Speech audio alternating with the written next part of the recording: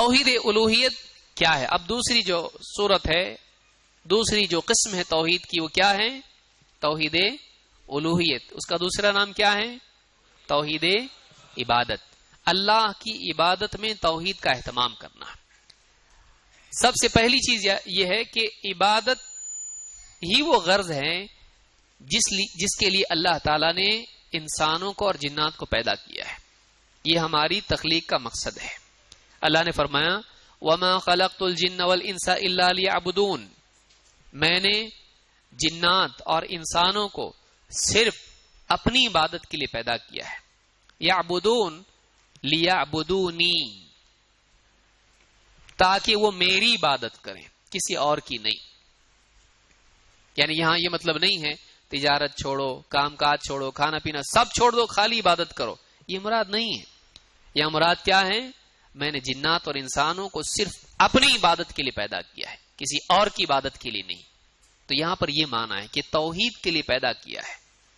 تو وما خلق، اسی لیے ابن عباس رضی اللہ تعالی نے اس آیت کی تفسیر میں کیا کہا؟ لیوحدون، تاکہ وہ میری توحید کا اہتمام کریں، تاکہ وہ میری توحید کا اہتمام کریں. کس نے کہا یہ؟ عبداللہ ابن عباس. تو انسان کی تخلیق کا مقصد کیا ہے؟ صرف اور صرف اللہ کی عبادت. اگر وہ اللہ کی عبادت میں شریک کرتا ہے تو اپنی پیدائش کے مقصد ہی کو اس نے کیا کر دیا؟ برباد کر دیا ہے. ایسا انسان سب سے زیادہ ناکام ہے. عبادت کی تعریف کیا ہے؟ عبادت کی ڈیفینیشن، اس کی تعریف کے بارے میں ابن تیمیہ رحمۃ اللہ علیہ فرماتے ہیں العبادت اسم جامع لکل ما یحبہ اللہ ویرضاہ من الاقوال والاعمال الظاہرہ والباطنہ. عبادت ایک جامع لفظ ہے جس میں ہر وہ چیز شامل ہے جس کو اللہ تعالی پسند کرتا ہے اور جس سے راضی ہوتا ہے. وہ تمام اعمال جن کے بارے میں اللہ نے بتایا کہ اللہ کو پسند ہے، وہ ساری عبادت ہے. وہ تمام اعمال جن پر اللہ نے راضی ہونے کا وعدہ کیا، وہ سارے عبادات ہیں. من الاقوال والاعمال، چاہے وہ زبان سے بولنے والے اقوال ہوں جیسے ذکر ہے، تلاوت ہے، یا اعمال ہو جن کو آدمی کرتا ہے، اعمال. الظاہرہ والباطنہ، چاہے وہ اعمال ظاہرہ ہوں یا باطنہ ہوں. یعنی چاہے وہ اعمال جسم سے کیے جائیں جیسے رکوع، سجدہ، طواف، سعی، یا پھر باطنی اعمال ہوں، اللہ سے محبت، اللہ کا خوف، اللہ کی تعظیم، اللہ پر توکل، اللہ تعالی کی طرف رجوع، اللہ سے امید. جو قلبی اعمال ہوں یا بدنی یا پھر اقوال ہوں، یہ سارے کے سارے کس میں آتے ہیں؟ عبادت میں آتے ہیں. ہر وہ چیز جس سے اللہ راضی ہوتا ہے، جس کو اللہ پسند کرتا ہے، ساری چیزیں عبادات میں آتی ہیں. تو لہذا عبادت کی یہ تعریف ہے. الہ کے کیا معنی ہے؟ الہ کے معنی ہے جس کی عبادت کی جائے. لیکن چونکہ اللہ تعالیٰ کے علاوہ جتنے ہیں وہ سب جھوٹے معبود ہیں، وہ حق رکھتے معبود بننے کا نہیں. کس کا حق ہے عبادت؟ صرف اور صرف اللہ کا. اللہ تعالیٰ قرآن کریم میں فرماتا ہے وَمَا أَرْسَلْنَا مِن قَبْلِكَ مِن رَسُولٍ إِلَّا نُوحِي إِلَيْهِ أَنَّهُ لَا إِلَهَ إِلَّا أَنَا فَاعْبُدُونِ. اور ہم نے اے نبی آپ سے پہلے جو بھی رسول بھیجا اس کی طرف یہ پیغام، یہ وحی ضرور کی، یہ پیغام ضرور بھیجا کہ انہ لا الہ الا انا، کہ میرے سوا کوئی عبادت کے لائق نہیں، میرے سوا کوئی الہ نہیں. فاعبدون، تو تم میری ہی عبادت کرو. الہ معبود کو کہتے ہیں. جب میرے سوا کوئی الہ نہیں ہے تو تم عبادت بھی میری کرو. اس سے ایک بات یہ معلوم ہوتی ہے کہ لا الہ الا اللہ کا تقاضا یہ ہے کہ ایک انسان صرف اور صرف اللہ کی عبادت کرے. لا الہ الا اللہ کا مطالبہ کیا ہے؟ جو آدمی اس کلمے کو زبان سے کہے اور مان لے، اب اس پر ایک قانون نافذ ہوتا ہے، ایک ڈیمانڈ اس سے ہے. کیا ہے وہ زندگی بھر اللہ ہی کو معبود مانے گا، کسی اور کو نہیں، اور اللہ کی عبادت کا اہتمام کرے گا اور اللہ کے ساتھ کسی کو شریک نہیں کرے گا. لا الہ الا اللہ کا تقاضا ہے یہ کہ وہ اللہ کے سوا کسی کی عبادت نہ کرے. اس سورہ الانبیاء کی آیت نمبر 25. اسی طرح سے عبادت اللہ کی کریں آدمی، لیکن اللہ کے ساتھ دوسرے کی عبادت کریں، اپنی عبادات میں غیر اللہ کی عبادت کو شامل کریں تو عبادت ضائع ہو جاتی، بلکہ وہ آدمی اسلام سے خارج ہو جاتا ہے۔ اللہ نے قرآن کریم میں فرمایا وَاعْبُدُوا اللَّهَ وَلَا تُشْرِكُوا بِهِ شَيْئًا، اللہ کی عبادت کرو، اس پہ بات ختم ہو گئی؟ نہیں، وَلَا تُشْرِكُوا بِهِ شَيْئًا، اللہ کے ساتھ کسی چیز کو شریک مت کرو، اللہ کی عبادت میں، اللہ کی ربوبیت میں، اللہ کے اسماء صفات میں اللہ کی عبادت کرو اور اللہ کے ساتھ کسی چیز کو بھی شریک مت کرو۔ جتنا اللہ کی عبادت کرنا ضروری ہے اتنا ہی شرک سے بچنا ضروری ہے۔ اللہ کی عبادت کرنا ضروری ہے، اللہ کے ساتھ شرک کرنے سے بچنا بھی ضروری ہے۔ اس سے یہ بات معلوم ہوتی ہے کہ عبادت وہی مقبول ہے جو شرک سے پاک ہو۔ وَاعْبُدُوا اللَّهَ وَلَا تُشْرِكُوا بِهِ شَيْئًا، دونوں کو جوڑ کے بیان کیا اللہ نے کہ اللہ کی عبادت کرو اور اللہ کی عبادت میں کسی کو شریک مت کرو۔ تو عبادت کیا لیکن شرک والی کیا تو اللہ قبول کرے گا؟ اور وہ آدمی بول سکتا ہے اللہ کی عبادت کیا نا میں نے، بول سکتا ہے؟ کیونکہ آپ دیکھیے قرآن میں اللہ نے کیا فرمایا، قُلْ يَا أَيُّهَا الْكَافِرُونَ لَا أَعْبُدُ مَا تَعْبُدُونَ وَلَا أَنْتُمْ عابدون ما اعبد، کہا کہ تم اس کی عبادت کرتے نہیں جس کی میں کرتا ہوں۔ حالانکہ مشرکین اللہ کو معبود مانتے تھے کہ نہیں؟ اللہم لبیک لا شریک لک لبیک بولتے تھے وہ لوگ، الا شریکا هو لک تملک هو ما ملک، ہاں مگر تیرا جو شریک ہے وہ ہے لیکن تو اس کا مالک ہے، اور وہ جس کا مالک ہے اس کا بھی تو مالک ہے۔ وہ اللہ کے بارے میں ایسا مانتے تھے۔ تو اللہ رب العالمین کی عبادت جو شرک سے پاک نہ ہو وہ اللہ کی عبادت نہیں ہے۔ ایسا آدمی جو شرک والی عبادت کرتا ہو وہ سرے سے اللہ کی عبادت نہیں کر رہا ہے۔ کیوں؟ اللہ کو ایسی عبادت چاہیے جو شرک سے پاک ہو۔ اسی لیے علماء نے کہا پانچویں چیز کہ ہر مسلمان کے لیے، ہر بندے کے لیے ضروری ہے کہ وہ دو چیزوں کو جمع کرے، ایک ہے اقرار اور دوسرے ہے انکار۔ اللہ کے معبود ہونے کا اقرار اور اللہ کے سوا سب کے معبود ہونے کا انکار۔ جب تک کہ دو جمع نہیں کرتا ہے توحید صحیح نہیں ہوتی ہے۔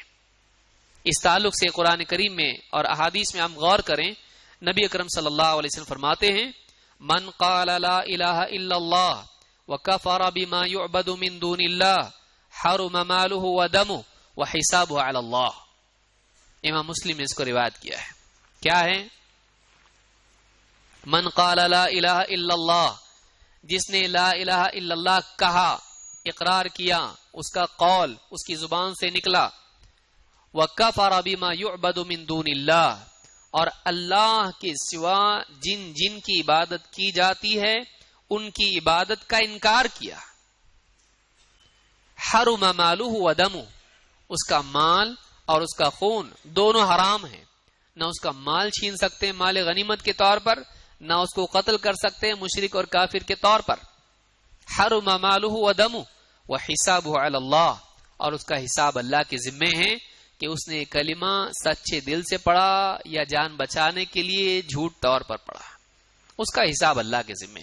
لیکن زبان سے بولا نا، ہاں، لیکن بتوں کو مانتے ہوئے بولا، شرک کو تسلیم کرتے ہوئے بولا نہیں، اللہ کو مانا معبود، اللہ کے سوا سارے معبود کا انکار بھی کیا، تب جا کے اس کا کلمہ مقبول ہے۔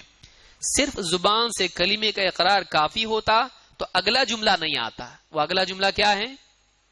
اللہ کے سوا جن کو پوجا جاتا ہے ان کا بھی انکار کرے۔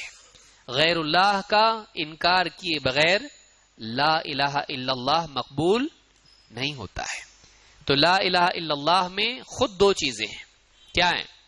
لا الہ الا اللہ، ایک ہے نفی، دوسرے ہیں اثبات۔ ایک ہے انکار، دوسرے ہیں اقرار۔ انکار کس کا ہے؟ سب کا۔ انکار کس کا ہے؟ کوئی معبود نہیں، ایسا ہے؟ ایسا ہی ہے نا؟ ہاں، اللہ کے سوا کوئی معبود نہیں، یعنی اللہ کے سوا جتنوں کی عبادت کی جاتی ہے ان سب کا اقرار کے انکار، اور اللہ کا اقرار کس چیز کا؟ کہ اللہ معبود ہے، تو اللہ کے سوا جتنے ہیں وہ معبود نہیں۔ لا الہ میں ان کا انکار ہے، الا اللہ میں اللہ کا اقرار ہے۔ جیسے قرآن کریم میں اللہ تعالیٰ نے فرمایا فَمَن يَكْفُرْ بِالطَّاغُوتِ وَيُؤْمِن بِاللَّهِ فَقَدِ اسْتَمْسَكَ بِالْعُرْوَةِ الْوُثْقَى لَا انفصام لَهَا، جو طاغوت کا انکار کریں اور اللہ تعالیٰ پر ایمان لائے، تو انکار کس کا کر رہا ہے؟ سب کا کیا؟ صرف طاغوت کا۔ طاغوت کس کو کہتے ہیں؟ جس کی اللہ کے سوا عبادت کی جائے اور وہ اس پر راضی ہو، جس کی اللہ کے سوا عبادت کی جائے اور وہ اس پر راضی ہو، اس کو کیا کہتے ہیں؟ طاغوت۔ تو جس نے کس کا انکار کیا؟ طاغوت کا، اور ایمان کس پہ لایا؟ اللہ پر۔ ایک میں ہے انکار کفر اور ایک میں ہے ایمان۔ طاغوت کا انکار، اللہ کا اقرار، یہ دونوں جمع کریں گے فقد استمسک بالعروۃ الوثقى لا انفصام لها، اس نے ایک مضبوط کڑا تھام لیا ہے جو کبھی ٹوٹنے والا نہیں۔ اس سورۃ البقرہ میں اللہ نے فرمایا ہے۔ اسی طرح کہا والذین اجتنبوا الطاغوت ان يعبدوها وانابوا الى الله لهم البشرى، والذین اجتنبوا الطاغوت ان يعبدوها، جو اس بات سے بچتے رہیں کہ طاغوت کی عبادت کریں۔ کس کی عبادت کریں؟ اس سے کیا کرتے رہیں؟ بچتے رہے، یعنی طاغوت کی عبادت سے بچتے رہے۔ وَأَنَابُوا إِلَى اللَّهِ، اور اللہ کی طرف رجوع کیا، اللہ کی طرف پلٹے، یعنی اللہ کی عبادت کی طرف پلٹے، طاغوت کی عبادت سے بچے اور کس کی عبادت کی؟ لہم البشرا، خوشخبری انہی کے لیے ہے۔ لیکن اگر طاغوت کی بھی عبادت کی اور اللہ کی بھی کی، یا اللہ کی عبادت کی طاغوت کا انکار نہیں کیا، وہ بھی چلتا۔ جیسے کوئی آدمی کہے ٹھیک ہے ہم لوگ اللہ کی عبادت کرتے، وہ ان کی مرضی بتوں کی عبادت کرتے، وہ بھی ٹھیک ہے ان کی جگہ، ہم بھی ٹھیک ہے اپنی جگہ۔ اب صحیح ہے یہ؟ بھائی ہم نہیں کرتے ہیں اللہ کے سوا کسی اور کی عبادت، لیکن وہ اپنی جگہ کرتے ہیں، وہ بھی ٹھیک ہے، ہر ایک کی مرضی بھائی۔ لکم دینکم ولی دین، یہ آیت اس بارے میں ہے، یہ بیزاری کی آیت ہے۔ جاؤ تم کو جو جی میں آئے کرو، تمہارے لیے تمہارا دین ہے، میں اس پہ نہیں آ سکتا، میرے لیے میرا دین ہے۔ وہ اجازت نہیں ہے، وہ سینکشن نہیں ہو رہا ان کا دین، وہ برات کا کریمہ ہے۔ تم کو جو جی میں آئے کرو، جیسا انسان کہتا میں تو یہی کروں گا، تم کو جو جی میں آئے کرو، وہ ویسا جملہ ہے وہ لکم دینکم ولی دین۔ تو کوئی آدمی اگر یہ کہتا ہے کہ دوسرے اگر اللہ کے سوا دوسروں کی عبادت کرتے ہیں، چلتا ہے، انکار کیا اس نے، کیا کہ نہیں کیا؟ نہیں کیا اس نے ان کا انکار، اس نے بولنا چاہیے تھا وہ جو کر رہے وہ صحیح نہیں ہے، اللہ کے سوا دوسروں کی عبادت صحیح نہیں ہے۔ جب تک کہ یہ نہیں مانتا ہے وہ مسلمان نہیں ہوتا ہے۔ جو آدمی یہ کہے دوسرے جو بتوں کی عبادت کر رہے ہیں ان کی جگہ وہ صحیح ہے، اس کی جگہ یہ غلط ہے۔ سمجھ میں آئی بات؟ اگر کوئی کہتا ہے وہ ان کی جگہ صحیح ہے تو اس کی جگہ کیا ہو گیا؟ غلط ہو گیا ہے، کیونکہ اس نے طاغوت کا انکار نہیں کیا۔ یاد رکھیں اس کو۔ بہت سارے سیاست کے میدان میں وہ اپنی جگہ، ہم اپنی جگہ، سب اپنی جگہ، سب رستے کدھر جاتے؟ صوفی۔ بعض لوگوں نے کیا کہا؟ سارے رستے کدھر جاتے؟ یہاں سے آؤ، وہاں سے آؤ، یمن سے آؤ، ادھر سے آؤ، عراق سے آؤ، سارے رستے مکہ کو جاتے ہیں۔ صحیح کہ نہیں؟ نہیں جاتے مکہ کو، کہاں سے؟ انڈیا سے ہی جاتے سب۔ سارے رستے کہاں جاتے ہیں؟ مکہ جانے والے کئی راستے ہیں، لیکن جنت جانے والا تو مکہ کون جا رہا ہے؟ جنت کی بات چل رہی ہے یہاں پہ۔ مکہ کے لیے کئی راستے ہیں، بالکل صحیح ہے۔ یمن سے بھی آؤ، عراق سے آؤ، انڈیا سے آؤ، ہاں امریکہ سے آؤ، مکہ جانے کے لیے کئی راستے ہیں، لیکن بات مکہ کی ہو رہی نہیں، بات کہاں کی ہو رہی ہے؟